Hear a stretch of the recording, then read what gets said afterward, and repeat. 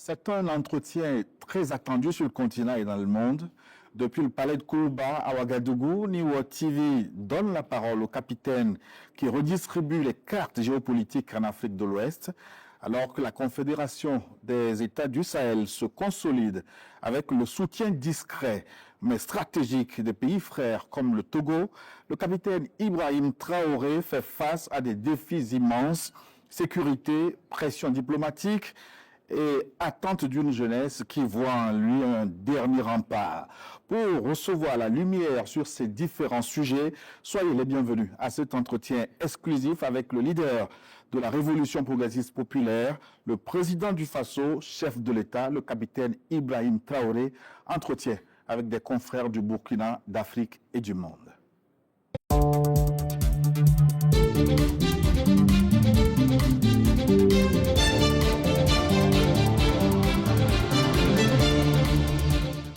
Ouvrons donc ce chapitre avec l'actualité africaine. Et une fois n'est pas coutume, on commence avec vous. Alors, Madame Yousra, alors, votre première question adressée au chef de l'État. Monsieur le Président, quelle est la vision de votre pays? La vision globale du Burkina, vous voulez dire? Alors, merci et soyez les bienvenus. Et je pense que vous êtes dans le pays qui prône aujourd'hui la souveraineté nationale, l'indépendance totale. Parce que vous n'êtes pas sans savoir que notre pays a été colonisé comme beaucoup de pays africains, mais aujourd'hui nous sommes en train de nous exprimer. Et donc la lutte pour la souveraineté et l'indépendance sont donc le moteur de notre combat. Merci. Que signifie votre révolution en pratique? S'agit-il d'une révolte contre l'Occident ou d'un changement national interne? Révolte contre l'Occident, non. L'Occident, il ne faut pas mélanger les choses. J'aime dire de faire la distinction en tant que révolutionnaire entre les peuples et les politiques. Ils sont nombreux en Europe, en Occident, qui nous soutiennent dans notre combat. Nous voyons à travers les peuples. Et nous voyons même à travers vos plateaux télé et tout, beaucoup de gens qui interviennent, qui soutiennent notre combat de liberté. Et je pense que tout le monde y a intérêt. Mais maintenant, les politiques de certains pays peuvent être opposés à notre idéologie. Et la révolution, logiquement, va combattre cette idéologie. Parce que nous voulons nous affirmer. Et il y en a qui ne veulent pas qu'on s'affirme, qui veulent nous maintenir dans l'esclavage, dans l'aliénation. Non, la révolution combat cela. Donc voilà un peu notre ligne de conduite. Voilà. Oui, alors Monsieur Bourbeau. Bonjour, camarade président. Bonjour. Je voudrais d'abord vous transmettre fidèlement les salutations, l'admiration et les encouragements des peuples togolais et africains, ainsi que la profonde gratitude de l'ambassadeur Sogoyou Kegewe, à qui vous avez fait un grand honneur, en même temps que le professeur Franklin Yamsi, Madame Nathalie Yamb, et Dacier du Burkina Faso, en les désignant membres du Conseil d'orientation de l'Institut des peuples noirs, IPN Farafina. Soyez en remerciés, Monsieur le Président. Merci. La première question: comment définissez-vous la contribution spécifique du Togo à la consolidation de l'Alliance des États du Sahel? Considérez-vous le Togo comme un partenaire stratégique de cette nouvelle architecture, bien qu'il ne soit pas membre de l'AES? Le Togo est un pays, en tout cas je tenais à remercier beaucoup le peuple togolais et leurs autorités. Je peux dire que le Togo est un partenaire plus que stratégique. Moi, je ne parle pas de partenaire stratégique, je parle de pays, de frères. Parce que lorsque des gens cherchent à vous étouffer, à vous tuer, et qu'un frère peut vous aider, je pense que la fraternité ne dépasse pas cela. Et pendant des moments difficiles, le Togo a toujours pris sa position. Et jusqu'à aujourd'hui, le Togo a sa position, sa ligne de conduite, qui soutient l'AES, et donc c'est un pays frère, c'est plus qu'un partenaire. Voilà ce que je peux dire. Et le Togo a posé beaucoup d'actes, que ce soit sur le volet économique, à travers donc la route maritime, certes, mais même dans le volet de la défense. Le Burkina Faso, par exemple, et le Togo, nous avons une coopération très étroite dans la lutte contre le terrorisme et tout. Et ça, il faut s'en féliciter. Nous sommes au-delà de ce que les gens peuvent imaginer, je le disais souvent. Aujourd'hui, les deux armées, les réponses les unes envers les autres et les planifications ne sont plus au niveau étatique. Ce n'est pas comme avant quand un avion au Burkina doit intervenir, ou bien un avion togolais doit intervenir. Il faut qu'on appelle jusqu'à la présidence, avoir les autorisations de traverser les frontières. Non, c'est au niveau local. Ce n'est même pas l'état-major, c'est carrément au niveau local. Donc les forces cohabitent et tout. Donc vous voyez que c'est un partenariat exceptionnel. C'est de la fraternité, c'est tout ce qu'on demande. Et ce partenariat s'est renforcé, peut-être sans doute avec l'extradition de l'ancien président Paul-Henri Sandaogo Damiba. Oui, renforcer, c'est trop dit. C'était déjà fort.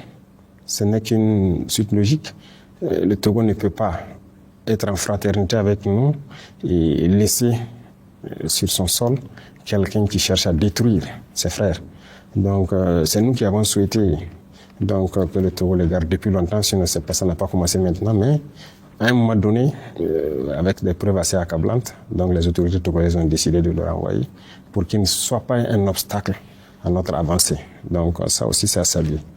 Vous l'avez déjà rencontré depuis son extradition, en tête à tête? Pourquoi? Non, je n'ai pas à le faire. Il est entre les mains de la justice, il entend des tout. Je ne l'ai pas fait. Excellence, on dénombre au moins 5 tentatives de coup d'État contre vous. Qui veut vous tuer et pourquoi? Vous avez dénombré 5, il y en a beaucoup plus. Il y en a beaucoup plus, c'est ce qui est peut-être dévoilé. Tous les jours, il y a des gens qui cherchent coûte que coûte à ce que nous on ne soit pas là. Ceux-là qui veulent nous voir disparaître, ce sont ceux-là que nous appelons les esclaves de salon. Ce sont ceux-là qui vendent l'Afrique, qui ne veulent pas que l'Afrique soit libre. Ce sont très souvent des Africains qui sont aliénés et qui sont exploités. Aujourd'hui, vous êtes Italien. Regardez le flux de migration qu'il y a vers l'Europe, et surtout l'Italie. Et je tenais d'ailleurs à saluer vos autorités pour l'humanisme qu'ils font montre très souvent. Nous avons vu des pays qui, s'ils ne font pas exprès pour faire renverser les barques, ne vont pas les sauver. Mais il y a beaucoup d'organisations humanitaires en Italie qui font beaucoup de choses que je suis, que je salue beaucoup. Et beaucoup d'Africains sont en Italie. Mais nous, notre philosophie, ça nous fait mal de voir nos jeunes partir dans ces risques vers l'Europe.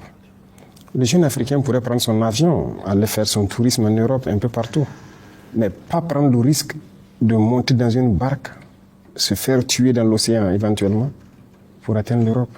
Soi-disant, ils cherchent l'Eldorado, le travail, rien que pour survivre. Nous ne voulons pas voir ça, nous voulons combattre cela. Nous sommes de ces dirigeants qui veulent créer les conditions pour que nos jeunes travaillent ici, au lieu d'aller se rester dans les rues des autres à mendier. Et très souvent, il y en a qui arrivent à des comportements, pas en tout cas sains, dans vos sociétés là-bas. Nous ne voulons pas voir ça. L'Africain n'est pas un sous-homme. Mais dans ce même cadre, les pays qui nous colonisent, qui veulent nous voir dans l'esclavage, qui veulent nous maintenir, ont leurs suppôts ici, leurs valets locaux, leurs répondants. Et ces gens sont prêts à tout pour nous voir éliminés. Et voilà malheureusement le contexte de l'Afrique. Et ces individus, tous les jours que Dieu fait, lorsque nous sommes vivants, ils ne sont pas contents. Et donc c'est un combat permanent et continuel. Et qui sont les impérialistes? Les impérialistes, il n'y a pas un visage qu'on peut coller. C'est une mentalité.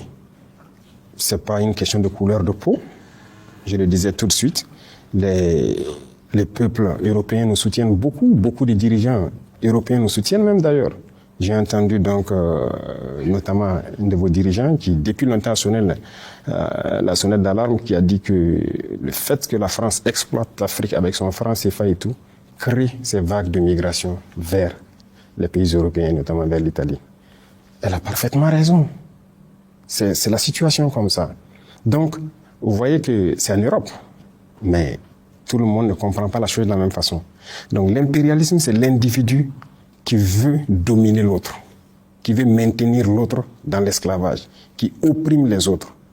Il peut être noir, il peut être blanc, il peut être africain, il peut être européen, il peut être américain, il peut être asiatique, il peut être de toutes les nationalités. Mais tout individu qui a cette envie-là d'opprimer les autres, de maintenir les autres dans la domination, c'est un impérialiste. La liberté individuelle peut-elle être intégrée et votre révolution une veut d'une souveraineté totale, la liberté d'aimer qui l'on veut, d'exprimer librement, de s'imposer votre pouvoir? Ah oui, voilà quelque chose où vous avez très bien fait d'être venu, c'est-à-dire quelque chose que les médias mainstream, ce qu'on appelle, passent le temps à mentir en Europe. Comme si ici, les gens se promenaient avec des haches et des gourdins. Lorsque tu ouvres la bouche, on te frappe. C'est faux, hein? Il y a la liberté. Chacun est libre de dire ce qu'il veut, de donner son opinion et tout. Même sur nos chaînes de télé, vous voyez des gens qui donnent leur opinion. Mais la liberté a ses limites. Par exemple, nous sommes un pays en guerre. Nous n'allons pas permettre à qui que ce soit de démoraliser nos troupes pendant qu'ils sont sur le champ de bataille. Ça, nous n'allons pas permettre. Nous n'allons pas permettre aux valets locaux de l'impérialisme qui sont parmi nous de vouloir saboter notre lutte pour ramener notre pays entre les griffes de ces impérialistes-là. La liberté d'un individu, comme on l'a dit, ça s'arrête là où la liberté de l'autre commence. Sinon, vous n'avez pas une société. Autant vous êtes libre de dire ce que vous voulez, lui aussi il est libre de dire ce qu'il veut. Et quand vous commencez à chacun à dire ce qu'il veut, ça finit par quoi? La bagarre. Est-ce qu'on s'assoit, on laisse notre société aller dans le déclin? Non. Même ceux-là qui disent qu'il y a liberté d'expression, il n'y a pas de liberté en réalité. Alors, nous prenons les Français, les autorités françaises, pour ne pas mélanger avec la population française. Est-ce qu'il y a la liberté d'expression en France? Il n'y en a pas. Si vous ne vous alignez pas dans l'idéologie des autorités, on vous chasse sur le plateau télé, il y a des journalistes qu'on chasse, ou bien on a vu Alain Foucault, dernièrement les Claudicia, qui ont été chassés des RFI. Ce sont des journalistes, non? Qui ont vécu des décennies dans la radio. Pourquoi on les chasse? Leur opinion. Donc il n'y a pas de liberté d'expression là-bas même. Regardez aujourd'hui les guerres qui se passent. Est-ce que vous êtes fou en tant que journaliste, aller faire un certain reportage, ça ne va jamais passer. Quand la guerre Russie-Ukraine a commencé, on a cherché beaucoup de médias russes en France. C'est ça la liberté d'expression? Non. Chaque liberté a ses limites.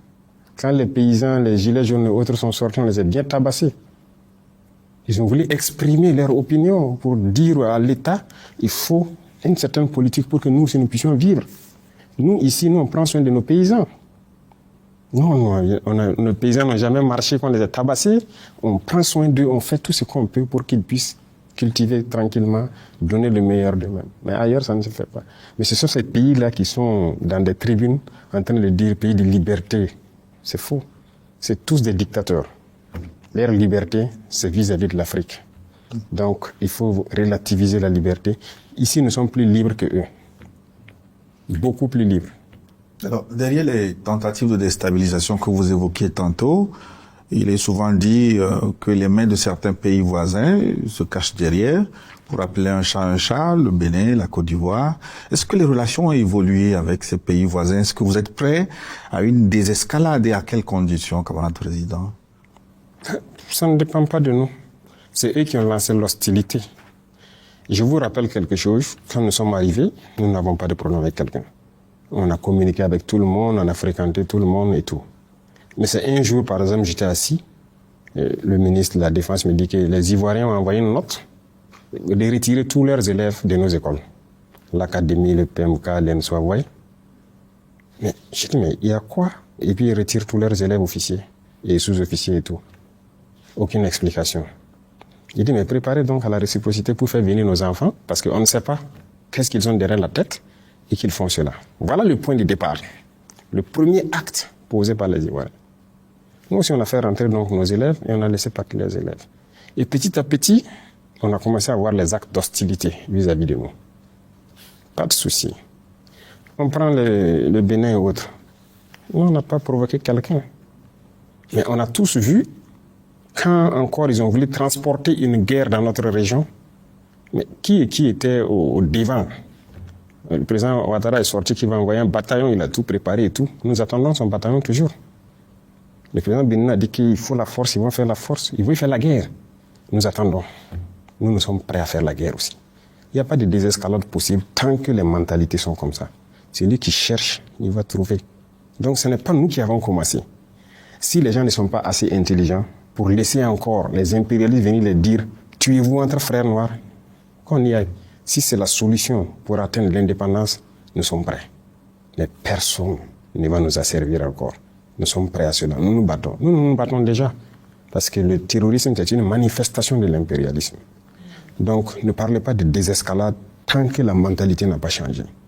Il y a des gens, chaque mois ou chaque 2 mois, il faut qu'ils courent aller à Paris, aller prendre les ordres. Et revenir pour appliquer. Ils ne sont pas libres. Ils ne sont pas libres. Nous, par contre, personne ne nous dicte ce qu'on doit faire. On gouverne en fonction de nos populations, du besoin de nos populations.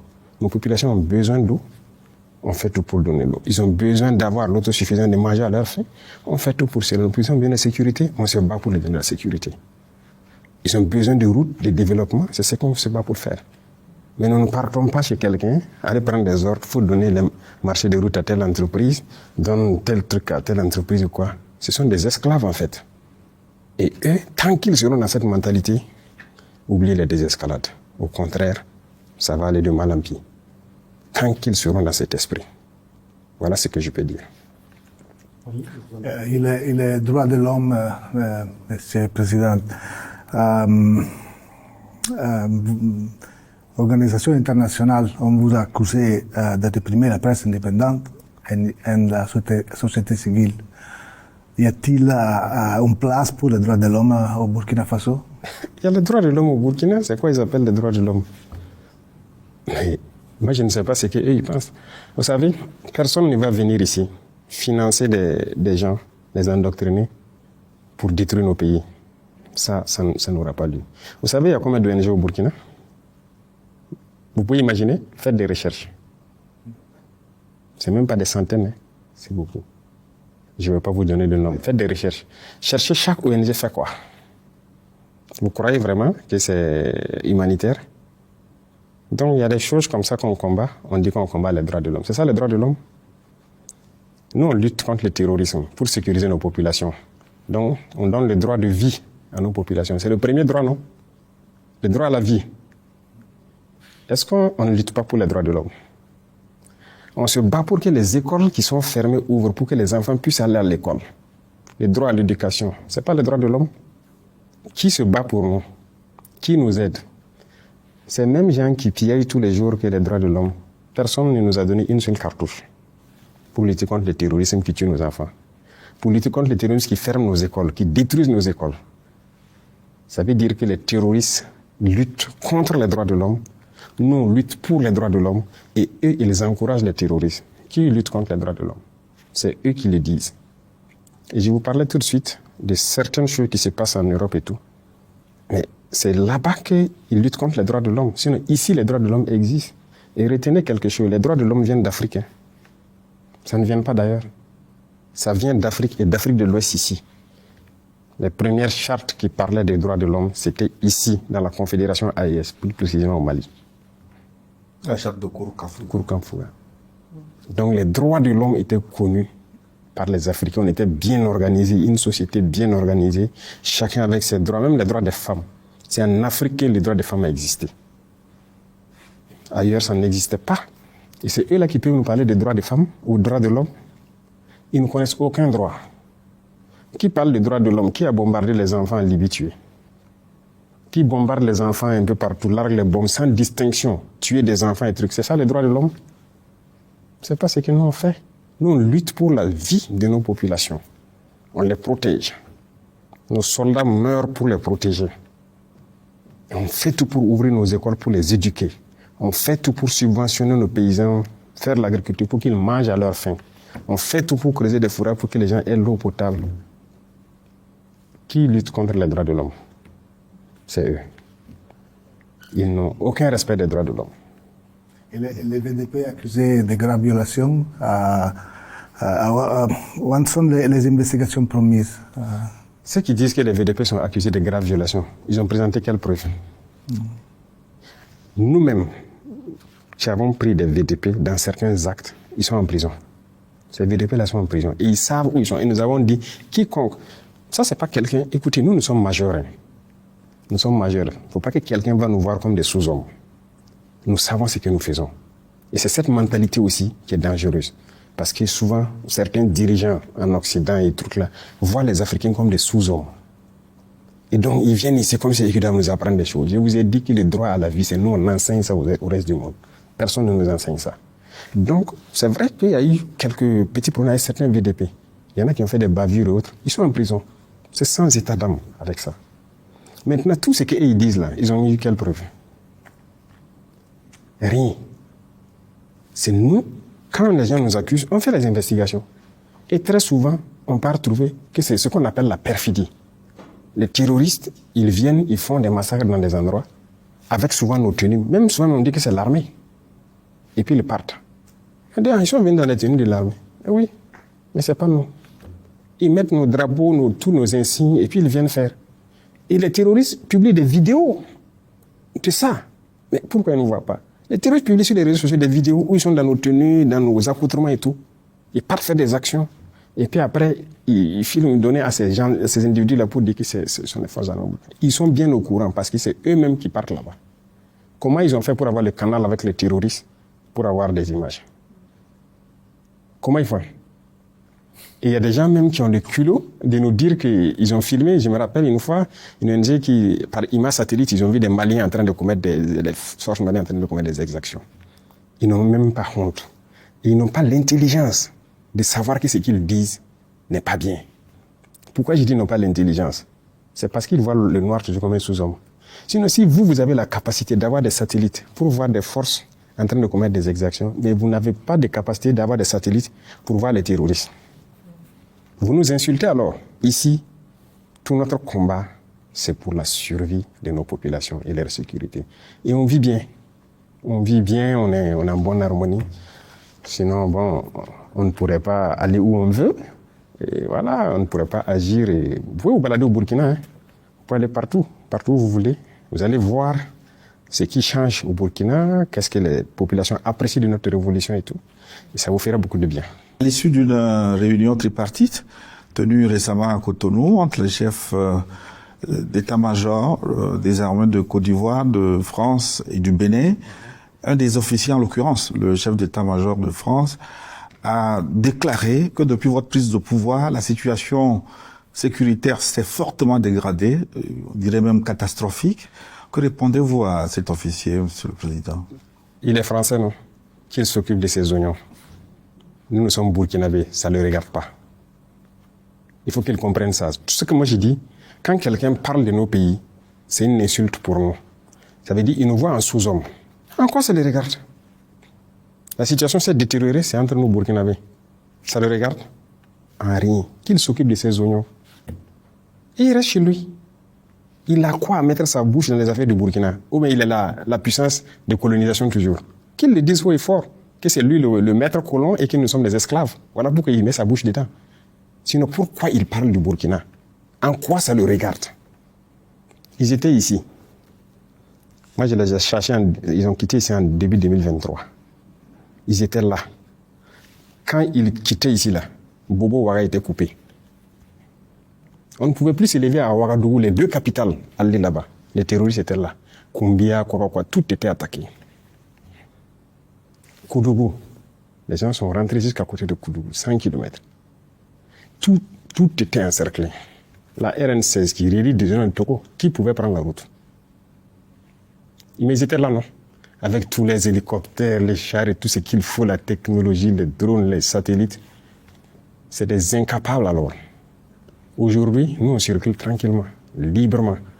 Et la dernière fois, il y a des ambassadeurs de l'Union européenne et certains pays européens qui ont dit, est-ce qu'ils peuvent tourner? J'étais surpris de les voir à la télé. Ils partent un peu partout, ils Douri, ils se baladent dans le pays. Moi, je pars où je veux. Pas par les airs, mais par la route. À travers mon pays. On ne peut pas se lever ici à Lourdes, jusqu'à Gawa, aller faire ce qu'on veut, revenir, aller à Tinkodo. C'est impossible. Ce sont des Burkinabés qui sont battus pour reconquérir nos terres. Et si ça, c'est pire, c'est bien sûr pire pour lui. C'est pas bon pour lui. Notre avancée là, c'est dangereux pour la France. C'est dangereux, c'est pas bon qu'on reconquiert nos terres. Donc, comprenez qu'il a raison. Quand il parle, c'est pas pour notre bien à nous, c'est pas pour notre peuple, c'est pour eux leur bien. Et ils nous veulent dans l'insécurité. Et qu'ils viennent. Mais ils ont été incapables de ramener la sécurité. Et on va le dire même demain haut et fort. Nos forces se battent, on n'a pas besoin d'eux. Qu'ils s'occupent de leurs problèmes. Et bon, nous aussi, voilà. La Russie a-t-elle été efficace pour vous aider à lutter contre le terrorisme? Alors, il faut que les gens comprennent quelque chose. C'est vrai que le président russe même a souhaité tout ce qu'on veut comme aide en matière de lutte contre le terrorisme. Qu'il veut que, si on veut que l'envoi des troupes, pourquoi? Pour nous aider à combattre et tout. Mais moi, je dis quelque chose, nous sommes des Burkinabés. Personne ne viendra se battre pour nous. Ça, c'est intrinsèque à nous, Burkinabés. Donc, tout ce qu'on fait avec la Russie, si on a besoin d'équipement, la Russie, en tout cas, a ouvert la porte. Tout ce qu'on veut payer, ils sont prêts à nous vendre. Donc, déjà, ça, c'est une avancée majeure. Vous savez qu'il y a beaucoup de pays là, à qui on a voulu payer avec notre argent, ils ont refusé, non? Oui, beaucoup de pays européens et tout, ils ont refusé totalement de nous vendre les équipements. Mais la Russie nous vend ce qu'on veut. Deuxième chose, avec la Russie, nous partageons beaucoup d'expériences de combat. Ils sont en guerre, une guerre, je dirais, moderne. Nous aussi, on apprend de leur guerre. Nous sommes en guerre et aussi ils apprennent de notre guerre. Vous comprenez? Donc, il y a un partage d'expérience. C'est un domaine assez restreint.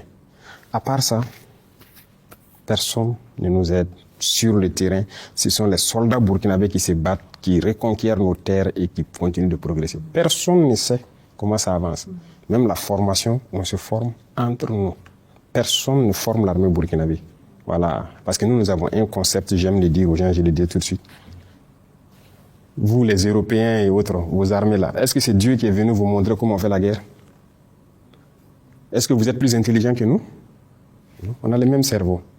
Donc nous aussi, on va développer la guerre avec notre guerre que nous avons. Personne ne vient nous former. Et personne ne sait faire mieux cette guerre que nous. Ça, je peux vous le dire. Si des armées européennes viennent ici affronter les terroristes dans nos conditions, ils vont mourir. C'est nous qui connaissons cette guerre, c'est nous qui la menons, c'est nous qui nous formons à faire cette guerre. Et il faut que les Africains arrêtent de croire que, comme si Dieu a envoyé un Messie pour apprendre aux autres comment faire la guerre, et c'est eux qui doivent venir nous apprendre. Pourquoi? On peut payer un équipement chez vous, qui est technologique, vous venez nous apprendre à utiliser l'équipement. Après ça, vous partez. C'est ce qui se passe avec les Russes, les Chinois, les Turcs, vous voyez, des drones, certains équipements avancés. Quand on paye, ils viennent, mais c'est généralement quelques mois. Ils nous apprennent à utiliser l'équipement et puis après ça, le contrat est fini, chacun rentre chez lui. Mais sur les champs de bataille, c'est burkinabé. Ce sont nos terres et c'est nous, on va se battre pour nos terres. C'est ça la logique. Je vois, Monsieur le Président, mais plus de 60% de Burkina Faso, soit la majorité du pays, est contrôlée par des djihadistes. Cette approche fonctionne-t-elle? Qui a dit ça, hein?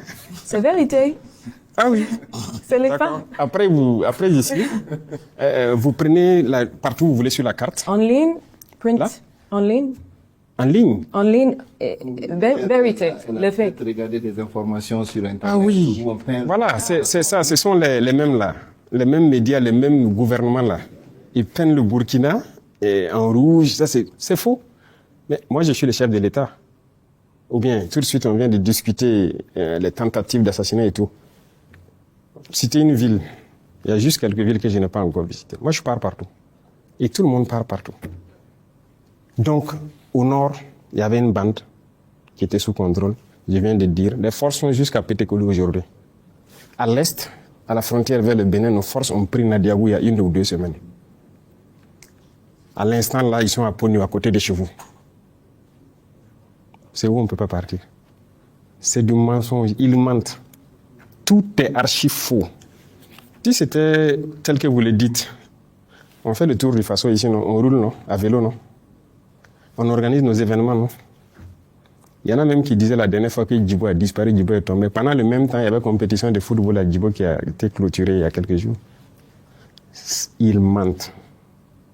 L'art de mentir, c'est dans les médias occidentaux. Beaucoup de ces médias mainstream, comme j'aime dire, ils ne font que mentir pour vous vendre de fausses informations et croire que tout va mal. Au contraire, beaucoup de choses vont bien ici.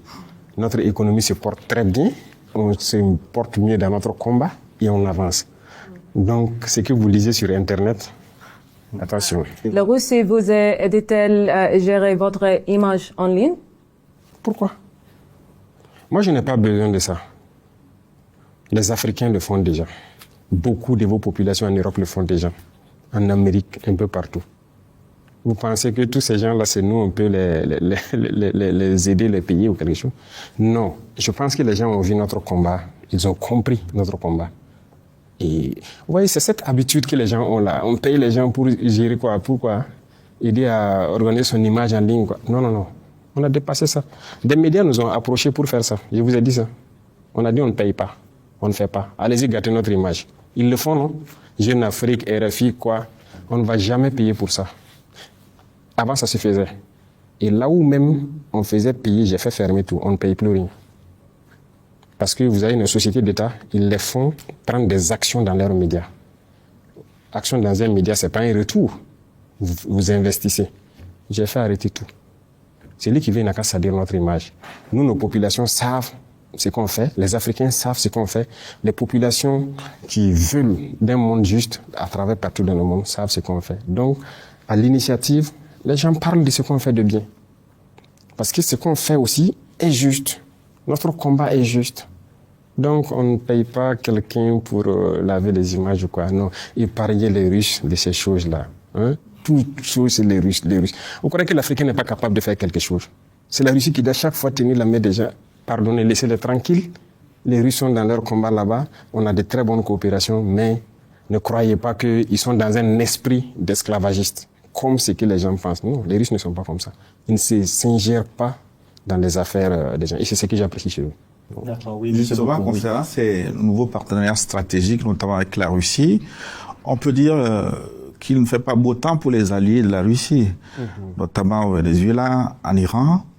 Alors, sur cette base, est-ce que vous voyez l'hiver noir venir jusqu'à Ouagadougou?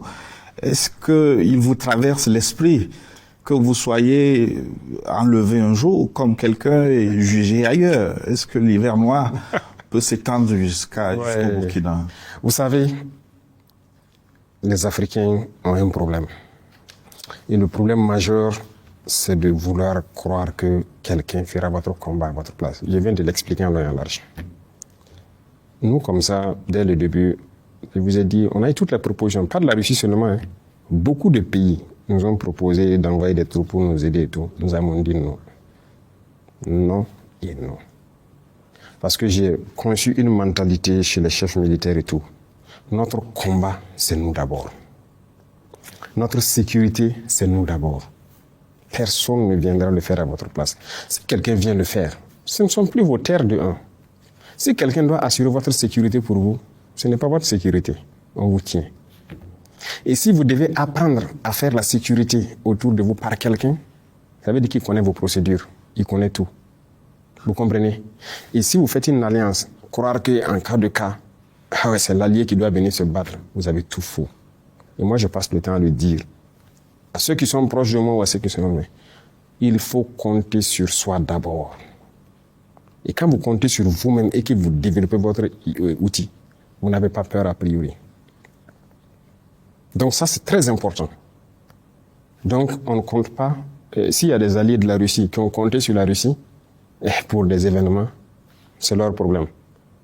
Moi, je ne compte pas sur s'il y a un événement particulier ici, qu'aux premières heures, la Russie soit là ou pas. Non, je ne compte pas sur ça. Le seul soutien que la Russie peut apporter, quand je veux payer quelque chose pour me défendre, qu'il accepte mes vannes. C'est tout. Mais on ne demande pas à des alliés de venir se battre pour mourir pour vous. Pourquoi? Vous n'êtes pas des humains? Mais si vous réagissez comme ça, c'est comme vous mettez en humain de seconde zone. C'est-à-dire que vous n'êtes pas des humains au même titre que les autres. Mais c'est l'erreur que beaucoup de gens commettent. En voulant, voilà. Même comme les chefs d'État, leur sécurité est assurée par d'autres nationalités. C'est pas sérieux. Deuxième chose, combien de chefs d'État, quand c'est leurs propres hommes qui assurent, ils les envoient former ailleurs. Ça veut dire que nous, on est dépourvus d'intelligence pour développer quelque chose. Si tu envoies ta sécurité à les former ailleurs, ça veut dire que ces gens maîtrisent ta procédure. Ils maîtrisent tout autour de vous. Donc vous n'avez rien fait en fait. Vous êtes assis, croyant que vous êtes habillé, mais vous êtes nus. Donc il y a beaucoup de choses. Je ne peux pas tout détailler ici. Il y a tellement de choses qu'il faut que les Africains prennent en compte et que certains aussi prennent en compte. Écoutez, nous on aime dire depuis les villages, quand on te lave le dos, grouille pour laver ta face aussi. Donc il y a des alliances stratégiques qui permettent à ce que vous souteniez dans certaines sphères. Le reste là, il faut pouvoir développer vous-même. C'est comme l'industrie militaire. On est là en Afrique, on est assis. Moi, je dis oui, on a payé urgemment des équipements pour contenir notre menace et faire notre guerre. Mais vous croyez qu'on va continuer comme ça? En tout cas, pas le Burkina. Parce que notre mentalité est différente. Désormais, nous allons produire l'équipement militaire. Pour nous, ici, les gens veulent, on va les vendre. Parce que je suis convaincu d'une chose, on a des cerveaux aussi, on réfléchit, on n'est pas bête. Mais si vous comportez d'une manière, c'est vous-même qui montrez aux autres que vous êtes bête. Vous ne produisez rien et vous n'avez même pas l'intention de produire quelque chose. Vous ne développez rien, que ce soit tactiquement ou techniquement. Vous partez toujours vous adosser aux autres. Mais vous n'êtes pas des humains. Il ne faut pas compter sur les autres. Comptez sur vous-même d'abord. Et ça, c'est à l'échelle individuelle au Burkina. Chaque Burkinabé doit compter sur lui-même d'abord. Et la révolution, c'est cette mentalité. Vous voyez, avant tout le monde s'assoit, c'est l'État, c'est l'État. Nous sommes en train de changer la chose. Vous devez compter sur vous d'abord avant de faire appel à l'État. Et donc, jusqu'à l'échelle État, c'est comme ça. Donc, voilà ce que je peux dire. Donc, il n'y a pas de crainte. Nous, on a un système qu'on a développé, qu'on perfectionne au fur et à mesure. Mais personne ne vient nous montrer quelque chose, nous enseigner quelque chose. Tant que Dieu nous a donné un cerveau, nous, on exploite notre cerveau pour réfléchir. Excellence, la visite Nick Cheka du département d'État américain à Ouagadougou signifie un rapprochement avec l'Occident. Oh oui, j'ai suivi, ils ont demandé à venir échanger avec nous. Je pense que le ministre des Affaires étrangères qui a échangé avec eux, et puis un peu aussi dans les pays de la... En fait, il faut que les gens comprennent quelque chose. On n'est opposé à personne. On n'est pas contre quelqu'un, mais on est contre celui qui ne nous respecte pas et qui ne veut pas accepter notre souveraineté, notre indépendance. Si, même aujourd'hui la France n'est pas notre ennemi. C'est comme j'ai dit, les dirigeants français ont une politique. Sinon, le peuple français, combien de Français nous soutiennent? Combien de Français, même dans les médias dont on parle qu'on paye pour laver les yeux? Non, combien d'influenceurs ou c'est quoi, français, font des vidéos, voilà ceux qui sont sur les réseaux sociaux qui font les vidéos là, pour nous soutenir. Ils sont nombreux. Ils sont très nombreux, je les salue au passage. On ne les connaît même pas. Ils voient notre combat. Quiconque veut coopérer avec nous, il n'y a pas de problème. Mais quand vous venez, si vous venez et que vous voulez nous montrer que vous êtes supérieur à nous, c'est terminé. Vous repartez. Mais si vous avez compris et que vous devez venir traiter d'égal à égal, d'homme à homme, il n'y a pas de problème. On peut parler affaires. Tout le monde fait des affaires dans le monde. Mais imaginez, vous venez. Ok, je veux votre or. On va vous donner 10%, on prend le reste. Au Burkina, ça ne marche plus. Si vous venez, on discute. Vous apportez quoi? Ok, nous, la ressource nous appartient à 100%. Mais en fonction de ce que vous apportez, on peut évaluer et puis dire, bon, on vous donne 40%, ou bien 45%, ou à la rigueur 50%. Et on les quitte. Et ça, c'est une discussion. Mais si vous ne voulez pas, vous venez avec dans l'esprit que bon, ce sont des nègres, on va prendre ce qu'on veut. Ça ne marche pas. Donc, quiconque veut travailler, veut faire des affaires au Burkina, vous venez avec l'esprit sain.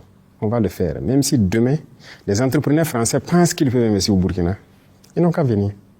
Mais s'il vient avec l'esprit de maître, il vient pour traiter avec des esclaves, on va le mettre dehors et c'est terminé. Et si vous venez et que vous voulez traiter intelligemment, sans arrière-pensée, on discute, le contrat est clair. Si vous ressortez du contrat, on vous dit de rentrer chez vous. C'est le respect de notre souveraineté, de notre indépendance. Ça, c'est très important. Pourquoi pensez-vous que les jeunes vous aiment autant? Pourquoi je pense que les jeunes m'aiment autant? C'est ce que je ne sais pas moi. Moi, je ne peux pas juger ça. Si les jeunes m'aiment, c'est dû peut-être à notre idéologie qu'on développe. Vous prenez le côté santé. Nous sommes en train d'équiper nos hôpitaux de toutes les technologies possibles. Les coûts de soins ont drastiquement baissé, mais les jeunes vont aimer ou pas. Les médicaments, les prix ont baissé, ça n'a rien à voir avec la sous-région, même en Europe. Vous prenez le domaine des infrastructures. On est en train de construire nos routes nous-mêmes. Les jeunes gagnent de l'emploi parce que l'agence Faso Mewo emploie des milliers de jeunes burkinabés. Les jeunes aiment ou pas. Tous les pays peuvent faire la même chose. Dans le domaine de l'agriculture, nous avons donné les moyens, nous avons payé des milliers de tracteurs. qui cultivent gratuitement les champs de beaucoup de paysans.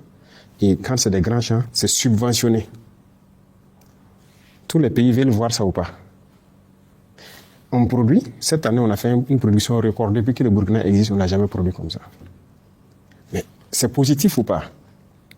Tout le monde va manger à sa faim. Le pouvoir d'achat augmente. On est en train de créer des industries pour transformer nos matières premières. Les jeunes aiment ou pas? Les jeunes seront employés et pour faire fonctionner l'usine, mais aussi dans la mécanique et tout ça. Alors, on prend les domaines du transport et tout. Même les transports urbains, on a vu qu'on était très loin. On a décidé pour une phase de faire payer au moins 500 autobus qui vont transporter les gens. Ça veut dire que beaucoup de gens qui n'arrivaient pas à se déplacer vont pouvoir se déplacer. Et ça fait de l'emploi. Pour 500 autobus, rien que les machinistes, vous avez 1000 personnes qui sont employées. C'est bien ou c'est pas bien? Donc, dans tous les domaines, nous sommes en train d'évoluer. C'est ce que les jeunes voient de positif qu'ils apprécient. Et moi, j'apprécie cela. C'est pas moi, ma personne qui les aime, c'est l'idéologie qu'ils aiment. Et c'est cette idéologie peut-être qu'ils veulent que ça soit dupliqué un peu partout pour les permettre de vivre dignement. Voilà. Quand on prend l'éducation, nous sommes en train de construire des amphis pour nos universités. Regardez comment nos étudiants, le retard que nous... C'est terrible. Si vous voyez comment les étudiants étaient, on a créé des centres universitaires partout, mais aucun amphi. Ils se baladent comme ça dans les villes. Mais aujourd'hui, nous sommes en train de construire des amphithéâtres un peu partout pour les donner un peu de dignité. Bientôt, ce sont les cités universitaires parce qu'ils ne savent même pas où se loger. Il y en a qui dorment à terre dans les universités. Il faut qu'on les aide à se loger. Les restaurants universitaires, il faut qu'on les aide à pouvoir manger. C'est bien ou c'est pas bien? Pour les écoles, les enfants et tout. Les enfants, souvent, ils n'ont même pas d'école. Aujourd'hui, nous avons pris des modèles et nous sommes en train de construire des bâtiments à niveau, bien faits, avec des classes de taille bien réduites. Sinon, vous partez dans des salles, 100 et quelques, 200 et quelques. Est-ce qu'ils peuvent enseigner? Ils peuvent vraiment travailler. L'enseignant même souffre dedans. On est en train de tout réadapter pour ramener les effectifs, faire des classes aux normes et tout, donner tous les outils nécessaires. C'est bien ou c'est pas bien? Voilà ce que nous faisons. C'est le bien-être de notre population. Et partout au Burkina, les centres de santé, nous avons mis un projet en place. On a déjà construit près d'une 40aine. Et chaque année, ça va continuer. Et dans ces centres de santé, il y aura des médecins qui seront affectés.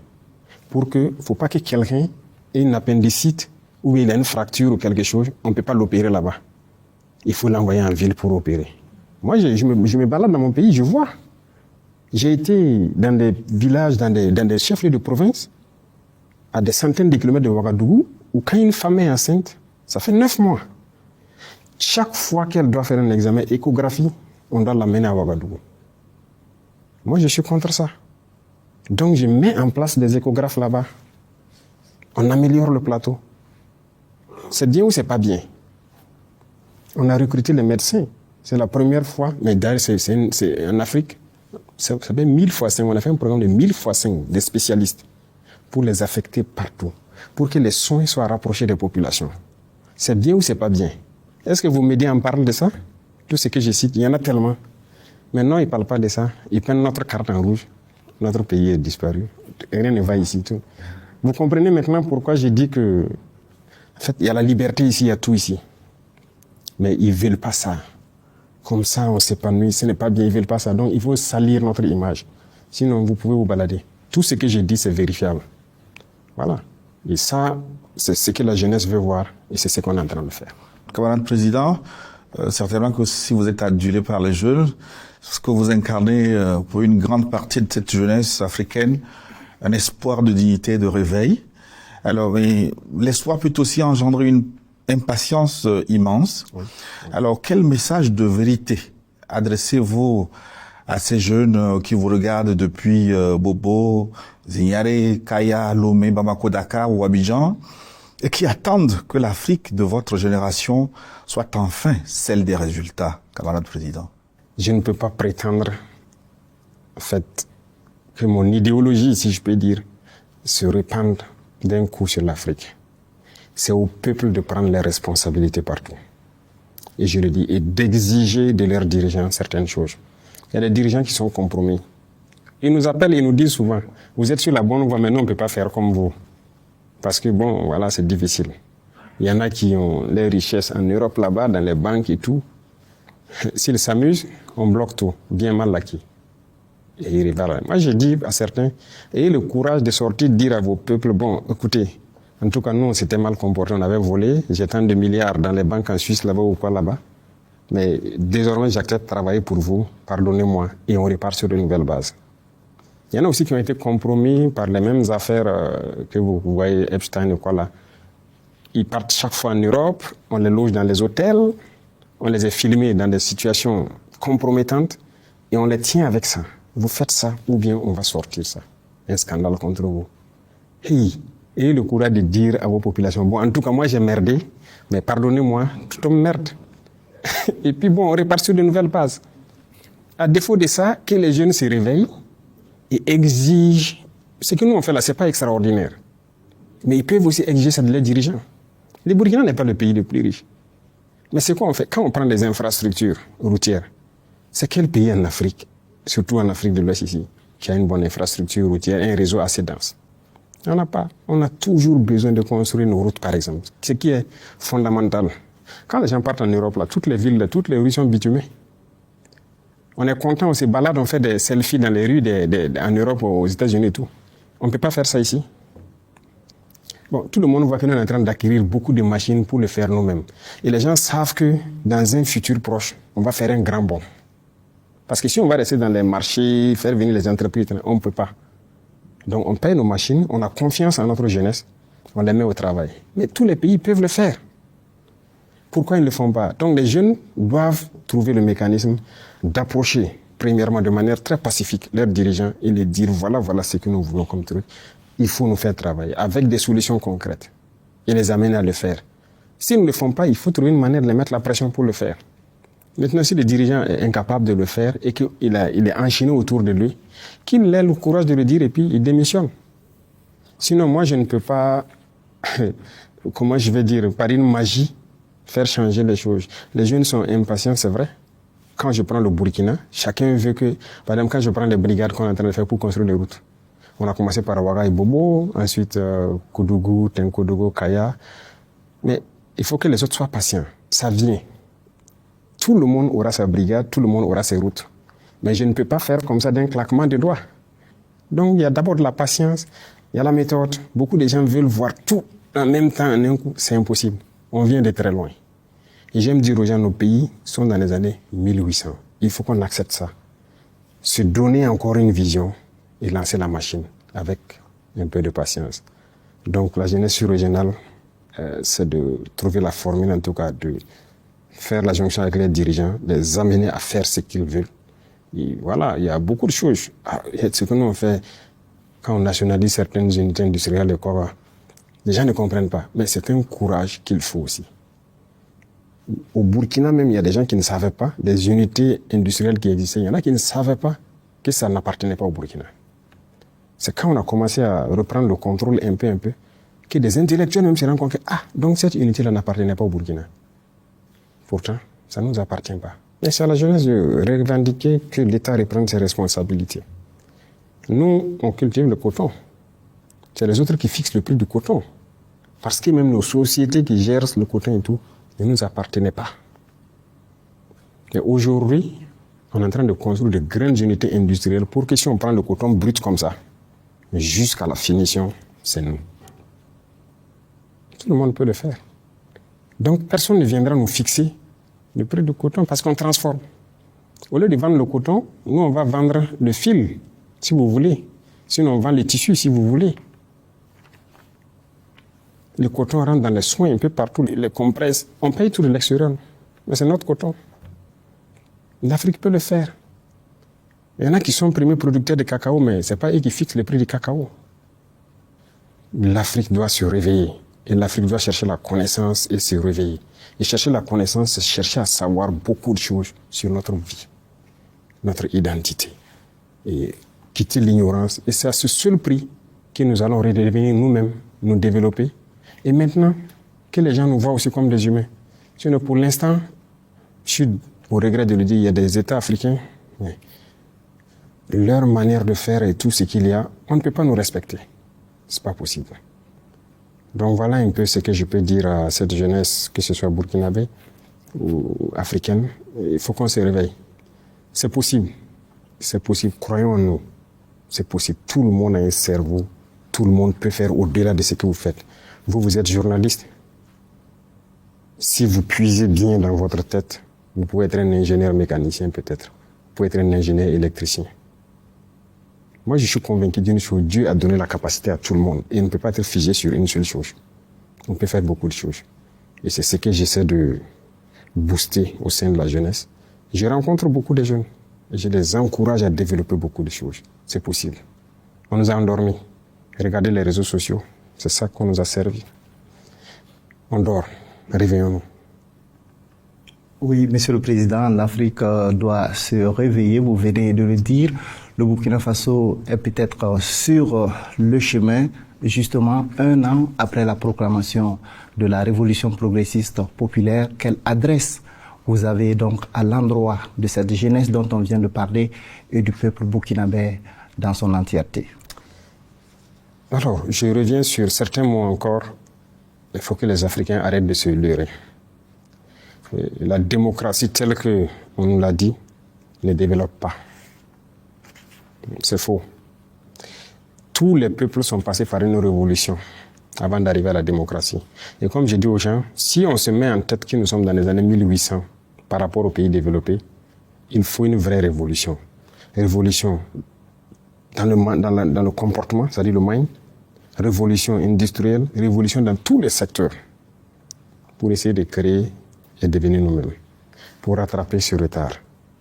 Sinon, la démocratie telle qu'on nous flatte, vous voyez beaucoup de nos intellectuels qui ont été à l'école, démocratie, ils ne savent même pas ce que c'est. Les mêmes qui crient ça, sur le même instant, si vous l'attrapez, vous le dites, ok, démocratie, on tue des enfants, démocratie, on largue des bombes, on tue des femmes, on détruit des hôpitaux, on tue des populations civiles, c'est ça la démocratie? Ils font comme s'ils ne voient pas ça. Là, ils ont les yeux fermés.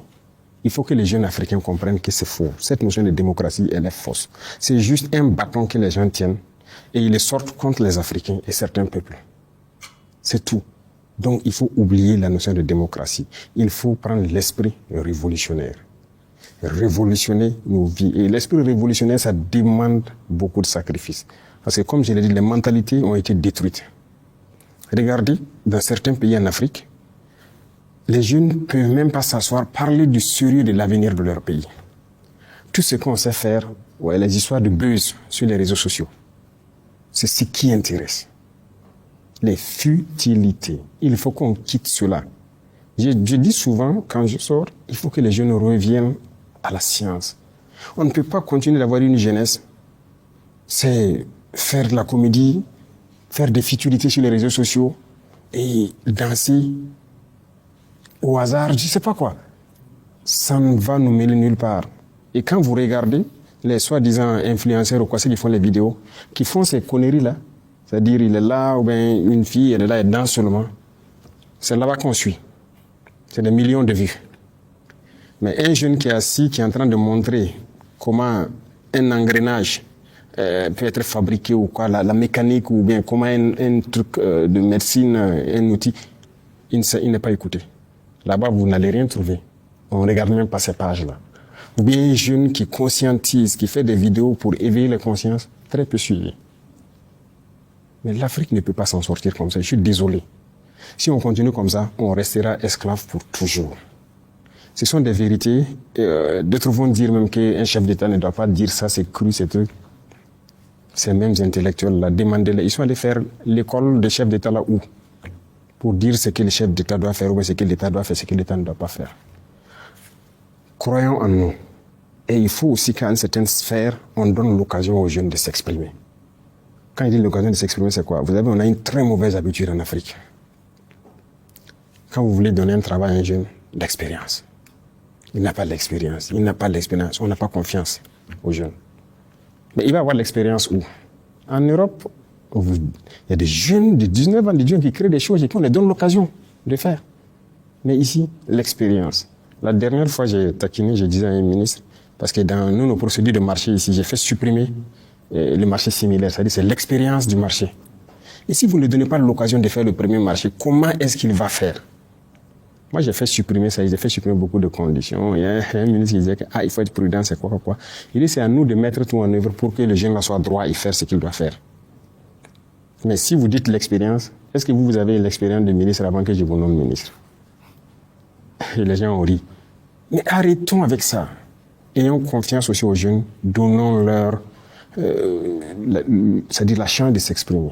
Et ça, c'est important. Si on se réveille et qu'on a confiance en nous et qu'on nous donne l'espace, moi, je pense que l'Afrique peut s'en sortir. Le cas échéant, il ne faut pas se flatter. Tout ce qu'on fera, en fait, on va créer nos petits Eldorado. C'est-à-dire que quelques pays vont se développer, mais la grosse masse n'ira nulle part. On continuera d'aller mourir dans l'océan. Et voilà. Parce que le Burkina seul, si je prends le cas du Burkina, si nous seuls, on se met à se développer, pourquoi on prêche pour tout le monde? Nous, on ne peut pas accueillir toute la masse africaine qui veut travailler. C'est impossible. Mais si on ne le fait pas ensemble, on fait comment? Donc tout le monde a intérêt à se réveiller. Et moi, je pense qu'un avenir meilleur est possible. L'Afrique a toutes les potentialités. Tout. Il n'y a aucune explication qu'il y ait du pétrole en pagaille au Niger, au Mali ou quoi, et que nous ne se développe pas dans peu de temps, comme ces pays du Golfe qui ont des pays pétrole ou quoi aussi. Il n'y a aucune explication. Il n'y a pas d'explication qu'on ait l'or ici et certains produits qu'on ne peut pas se développer comme certains pays aussi en Europe qui ont rien que ces ressources-là. Il n'y a aucune explication. C'est la gouvernance. Et la jeunesse a son mot à dire, sans manipulation, avec respect et trucs, il doit pouvoir le faire. Le cas échéant, il faut une révolution. C'est clair et net. Merci, Monsieur le Président. Donc, nous sommes au terme de cet entretien. La première à avoir réuni ici au Palais de Kourouba des médias burkinabés, africains et occidentaux. Donc, au Palais de Kourouba, comme je le disais. Merci encore pour cette ouverture à la presse et pour toutes les réponses apportées aux préoccupations de mes confrères. Chers confrères, merci à vous également merci pour l'intérêt.